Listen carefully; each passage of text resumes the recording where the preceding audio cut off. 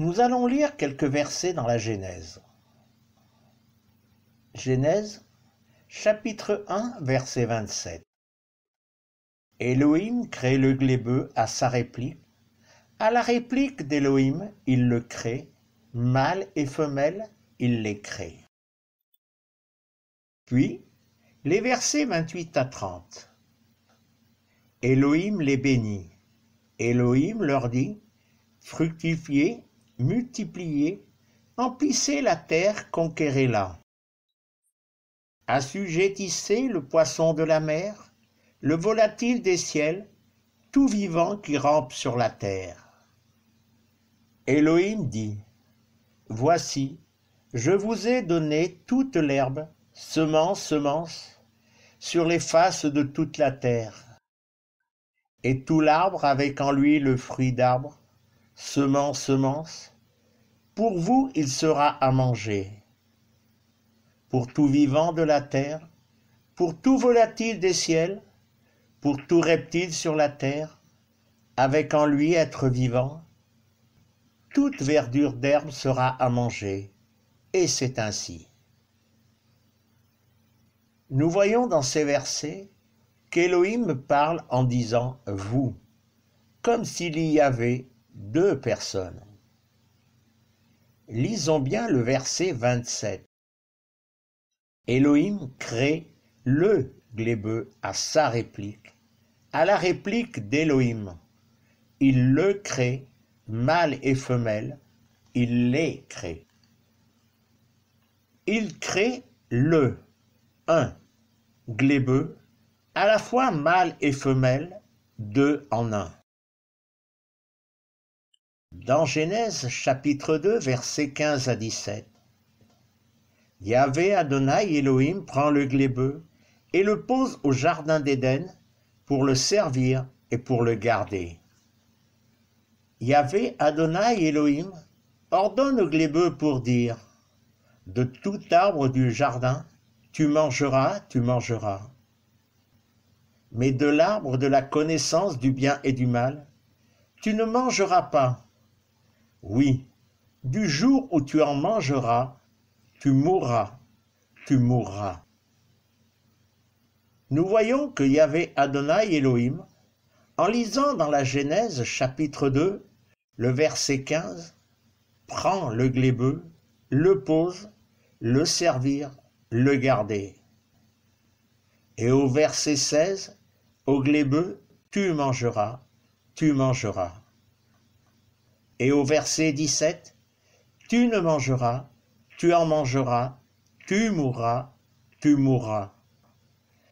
S'adresse à une personne singulière, le glébeux. Lisons toujours dans la Genèse chapitre 2, les versets 18 à 20. Yahvé Adonai Elohim dit, « Il n'est pas bien pour le glébeux d'être seul. Je ferai pour lui une aide contre lui. » Yahvé Adonai Elohim forme de la glèbe tout animal du champ, tout volatile des ciels. Il les fait venir vers le glébeux pour voir ce qu'il leur criera. Tout ce que le glébeux crie à l'être vivant, c'est son nom. Le glébeux crie des noms pour toute bête, pour tout volatile des ciels, pour tout animal du champ. Mais au glébeux, il n'avait pas trouvé d'aide contre lui. Voyons le verset 18. Yahvé Adonai Elohim dit, « Il n'est pas bien pour le glébeux d'être seul. Je ferai pour lui une aide contre lui. » Puis le verset 20. Mais au glébeux, il n'avait pas trouvé d'aide contre lui. Une aide contre lui? Contre? Ce mot signifie-t-il être l'adversaire de quelqu'un? Ou? Regardons ce qu'il peut aussi vouloir dire. Être à proximité, auprès d'eux, près d'eux, au contact, avec. Yahvé Adonai Elohim n'avait pas donné au glébeux une aide et il va réaliser cela. Toujours dans la Genèse, chapitre 2, les versets 21 à 23. Yahvé Adonai Elohim fait tomber une torpeur sur le glébeux. Il sommeille. Il prend une de ses côtes et ferme la chair dessous. Yahvé Adonai bâtit la côte qu'il avait prise du glébeux en femme, et il la fait venir vers le glébeux. Le glébeux dit, « Celle-ci, cette fois, c'est l'os de mes os, la chair de ma chair. À celle-ci sera criée femme, Isha. Oui, de l'homme, Ish, celle-ci est prise. »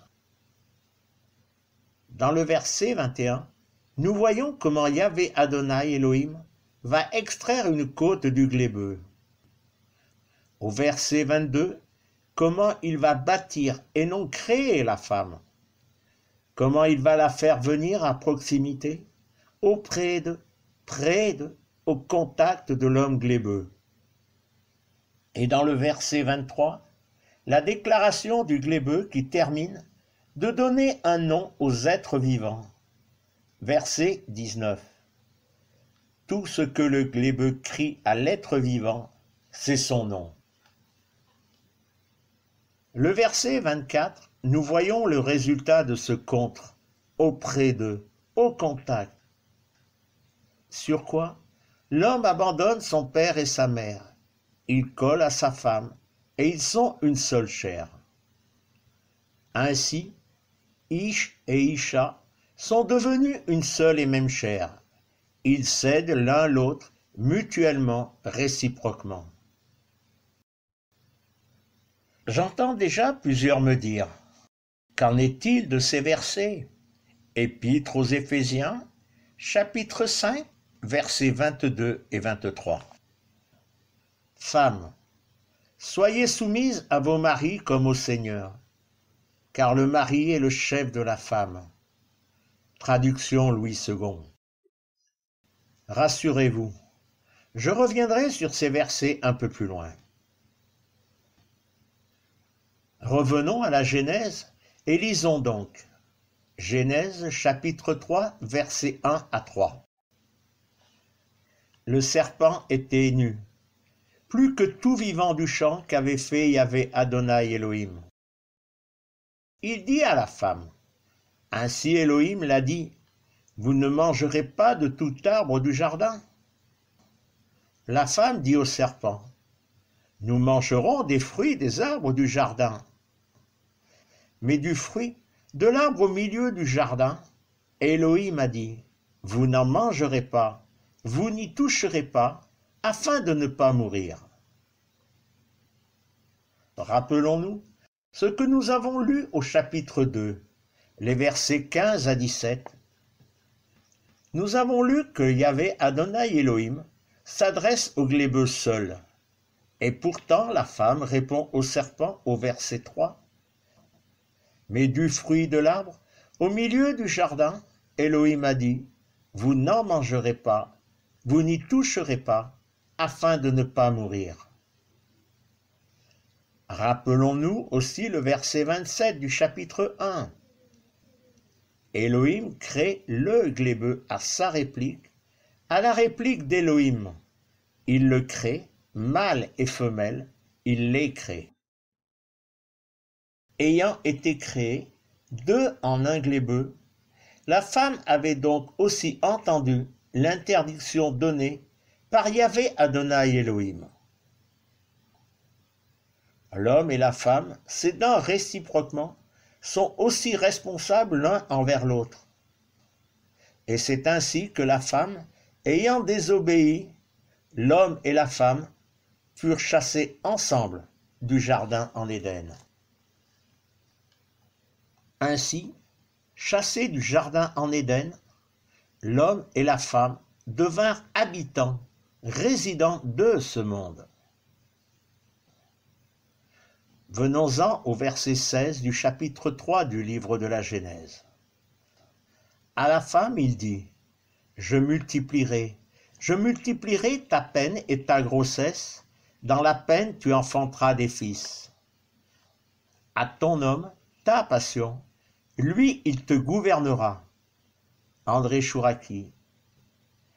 Et dans d'autres versions, il dit à la femme, j'augmenterai la souffrance de tes grossesses. Tu enfanteras avec douleur, et tes désirs se porteront vers ton mari, mais il dominera sur toi. Louis II.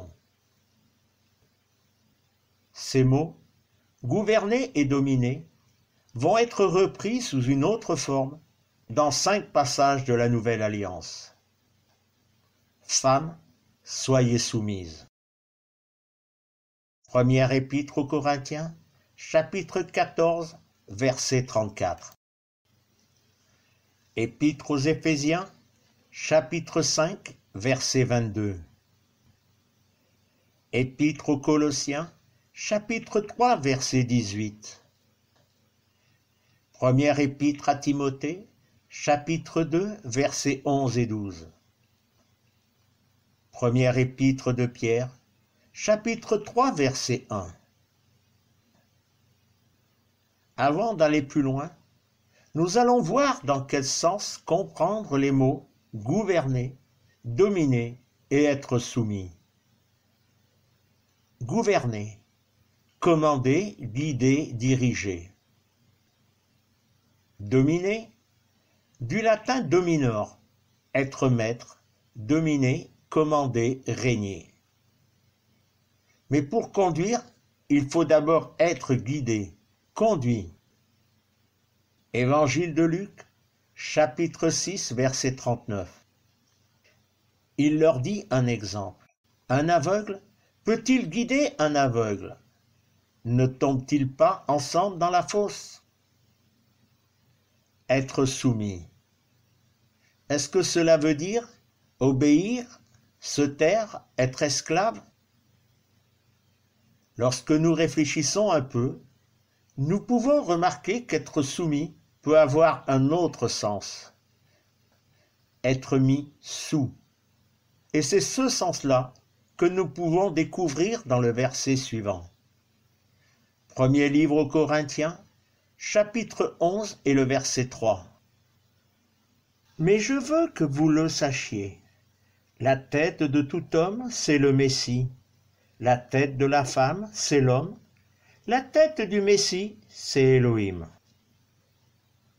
Sous Élohim est le Messie Yeshua. Sous le Messie Yeshua est l'homme, et sous l'homme est la femme. Ainsi, comme le Messie est soumis à Élohim, l'homme est soumis au Messie, et la femme est soumise à l'homme. Il nous faut regarder un autre sens du mot dominer. Si dominer vient du latin dominor, être maître, dominer, commander, régner, il est lui-même dérivé de dominus, maître, lequel dérive de domus, maison. Mais nous avons un autre mot, dom. Le mot dom vient du latin doma, le toit de la maison. Issu du grec ancien, doma, domatos, maison.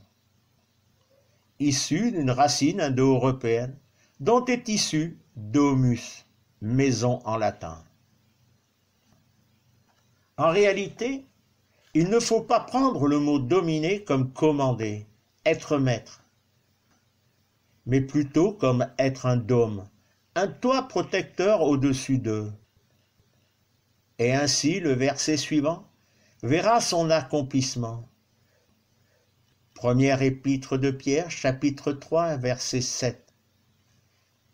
Marie, de même, vous qui habitez ensemble, connaissez que le féminin est un vase plus fragile, en lui faisant honneur, puisqu'elle est cohéritière du chérissement de vie. Ainsi, rien n'entravera vos prières. Nous allons voir maintenant l'exemple de femmes qui furent soumises. La première, Esther.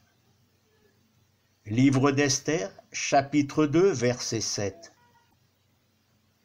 Il est le parrain de Hadassa, elle, Esther, la fille de son oncle, car elle n'avait ni père ni mère. L'adolescente est belle de tournure et bien à voir. À la mort de son père et de sa mère, Mordecai l'avait prise à lui pour fille. Nous voyons dans ce verset deux éléments. Esther était conduite et sous la protection de Mordecai. Livre d'Esther, chapitre 2, verset 20.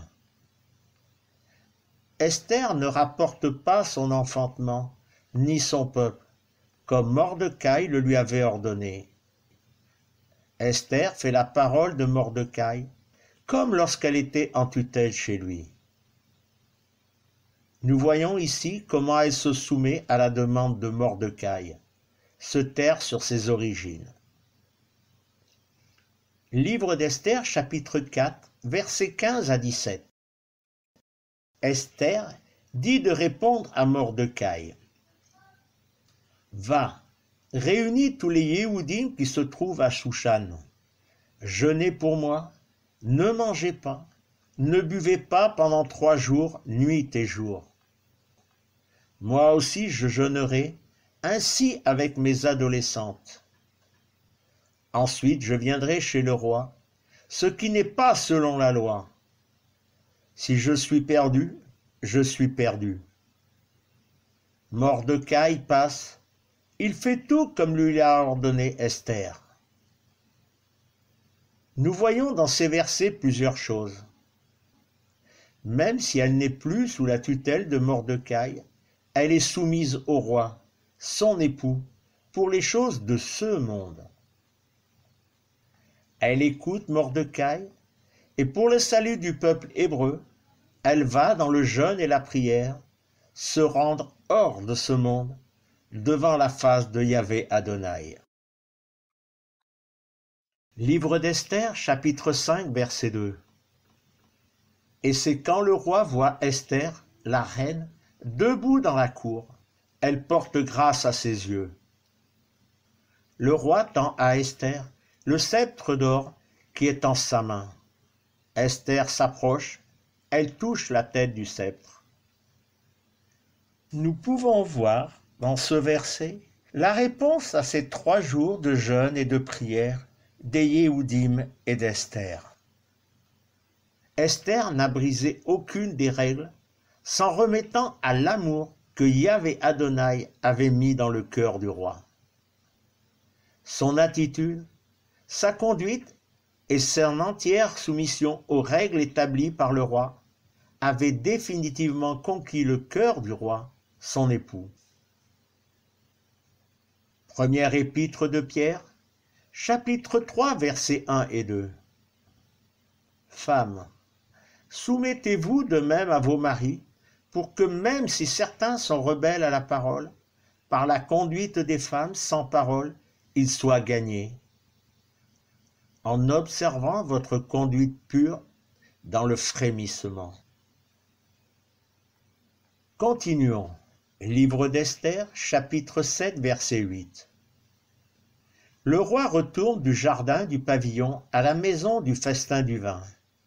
Aman tombe sur le lit où se trouvait Esther. Le roi dit, « Est-ce aussi pour conquérir la reine avec moi dans la maison ?» La parole sort de la bouche du roi. Les faces de Haman se recouvrent. Que voyons-nous dans ce verset? Le roi dit, « Est-ce aussi pour conquérir la reine avec moi dans la maison ?» Dans une autre version, il est écrit, « Et il dit, « Serait-ce encore pour faire violence à la reine chez moi dans le palais ?» Que faut-il voir? C'est à la fois Esther, l'épouse et la reine, qui avec le roi forment une seule et même chair. Et toucher, offenser la reine, c'était toucher, offenser le roi. Voyons une seconde femme, Marie, la mère de Yeshua. Lorsqu'une femme devenait veuve, elle était prise en charge, placée sous la protection du fils aîné. Que voyons-nous à Golgotha, alors que Yeshua est sur la croix? Évangile de Jean, chapitre 19, versets 26 et 27. Yeshua voit donc la mère, et près d'elle l'adepte qu'il aime. Il dit à la mère, « Femme, voici ton fils. » Ensuite il dit à l'adepte, « Voici ta mère. » Et depuis lors, l'adepte l'a pris chez lui. Ainsi Yeshua plaça sa mère Marie sous la conduite et la protection de Jean qu'il a pris chez lui. Nous allons voir une autre femme, Ruth, mais aussi Naomi et Orpa. Livre de Ruth, chapitre 1, versets 14 à 18. Elles portent leur voix et pleurent encore. Orpa baise sa belle-mère, mais Ruth colle à elle. Elle dit, « Voici ta belle-sœur est retournée vers son peuple, vers ses Élohim. Retourne derrière ta belle-sœur. » Ruth dit, « Ne me pousse pas à t'abandonner, à retourner loin de toi. Oui, où tu iras, j'irai, où tu nuiteras, je nuiterai. Ton peuple sera mon peuple, ton Élohim, mon Élohim. Où tu mourras, je mourrai, et là je serai enseveli. Que Yahvé Adonai me fasse ainsi, et qu'il m'ajoute ainsi. Oui, seule la mort me séparera de toi. » Elle le voit, oui, elle s'efforce d'aller avec elle. Elle cesse de lui parler. Essayons de voir ce qu'il y a dans ces versets. Orpa, versets 14 et 15. Orpa laisse Naomi et retourne auprès de son peuple, de ses Élohim. Ruth, versets 16 et 17. Ruth choisit d'abandonner ses Élohim, d'aller hors de son peuple, et nous montre que Ruth va suivre, va se mettre sous la protection de Yahvé Adonai Elohim, l'Élohim de Naomi. Elle va se laisser conduire, guidée par Naomi. Nous voyons au travers des versets 20 à 23 du chapitre 2 et des versets 1 à 6 du chapitre 3 que Ruth va écouter et suivre les indications de Naomi pour se placer sous la protection de Boaz. Naomi dit à sa bru, « Il est béni de Yahvé Adonai, lui qui n'a pas abandonné son chérissement avec les vivants, ni avec les morts. » Naomi lui dit, « L'homme nous est proche, c'est un de nos racheteurs. » Ruth, la Moabite, dit, « Il m'a même dit, tu colleras aux adolescents qui sont à moi, jusqu'à ce qu'ils aient achevé toute la moisson qui est à moi. » Naomi dit à Ruth sa bru, « C'est bien, ma fille, que tu sortes avec ces jeunes filles, afin que nul ne te heurte dans un autre champ. » Elle colle aux adolescentes de Boaz pour cueillir jusqu'à l'achèvement de la moisson des orges et de la moisson des blés. Elle habite avec sa belle-mère. Naomi, sa belle-mère, lui dit, « Ma fille, ne demanderai-je pas pour toi un repos qui te soit bon? Maintenant, Boaz n'est-il pas notre connaissance? Tu as été avec ces jeunes filles, et voici, il va lui-même l'air des orges cette nuit. Baigne-toi, frictionne-toi, mets ta tunique sur toi et descends à l'air. Ne te fais pas reconnaître par l'homme, jusqu'à ce qu'il ait achevé de manger et de boire. Et c'est à son coucher. Tu connaîtras le lieu où il couchera. Va, découvre ses pieds et couche-toi. Il te rapportera lui-même ce que tu feras. » Elle lui dit, je ferai tout ce que tu me diras. Elle descend à l'air et fait tout ce que sa belle-mère lui avait ordonné. Le verset 13 nous montre que Boaz et Ruth deviennent une seule et même chair. Boaz prend Ruth, elle est à lui pour femme, il vient à elle. Yahvé Adonai lui donne une grossesse, elle enfante un fils. Naomi. Naomi, qui avait perdu en terre de Moab son mari et ses fils, se retrouve sous la protection de Boaz. Chapitre 3, versets 14 et 15. Les femmes disent à Naomi, Yahvé Adonai est béni, qui n'a pas fait chômer pour toi aujourd'hui le racheteur. Son nom sera crié en Israël. Il sera pour toi le ranimateur de l'être, l'entrepreneur de ta sénescence. Oui, ta bru qu'il aime, t'a enfanté, elle qui est bonne pour toi, plus que 7 fils. Relisons plusieurs versets avant la conclusion. Rappelons-nous que si la femme a désobéi la première, Adam ne s'est pas soumis à ce commandement. Livre de la Genèse, chapitre 2, verset 17. Mais de l'arbre de la connaissance du bien et du mal, tu ne mangeras pas. Oui, du jour où tu en mangeras, tu mourras. Tu mourras. Et première épître de Pierre, chapitre 3, verset 7. Marie. De même vous qui habitez ensemble, connaissez que le féminin est un vase plus fragile en lui faisant honneur, puisqu'elle est cohéritière du chérissement de vie, ainsi rien n'entravera vos prières. Livre aux Éphésiens, chapitre 5, versets 22 et 23. Femmes, soyez soumises à vos maris comme au Seigneur, car le mari est le chef de la femme. Or, de même que l'Église est soumise à Christ, les femmes aussi doivent l'être à leur mari en toutes choses. Traduction Louis II. Au travers de ces versets, nous voyons la soumission telle que présentée, demandée et parfois exigée aux femmes. Mais lisons ce passage dans la traduction d'André Chouraki, le comment et le pourquoi de la soumission. Livre aux Éphésiens, chapitre 5, les versets 21 à 24. Soyez soumis les uns aux autres dans le frémissement du Messie. Les femmes à leur propre mari comme à la donne, parce que le mâle est la tête de la femme, comme aussi le Messie est la tête de la communauté, lui le sauveur du corps. Et comme la communauté est soumise au Messie, ainsi des femmes à leur mari en tout.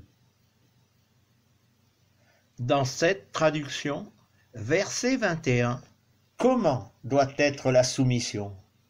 C'est « Soyez soumis les uns aux autres dans le frémissement, la crainte du Messie. »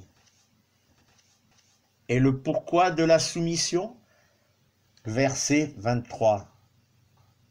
Parce que le mâle est la tête de la femme, comme aussi le Messie est la tête de la communauté, lui le sauveur du corps.